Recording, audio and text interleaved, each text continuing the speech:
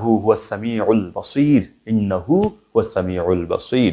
আল্লাহ পাক রব্বুল আলামিন বলেন, আমি সেই সত্তা যিনি এই মহিমান্বিত রাত্রিতে আমার নিজ মাহবুব নবী আমার পেয়ারা রাসূলকে এরাজ অর্থাৎ মেরাজ করিয়েছি আর আমার সাথে দিদারে ইলাহি দিয়ে তাকে ধন্য করেছি। এটি হচ্ছে মেরাজ। মেরাজ নবী, এটাকে বলা হয় 26 রাত, দিবাগত রাত, 26 রজনী দিবাগত রাত্রিতে এই মেরাজ নবী উদযাপিত হয়। সংঘটিত হয়েছিল নবুয়তের 11তম বছরে 27 রজবে। তখন নবীজির বয়স 51 বছর।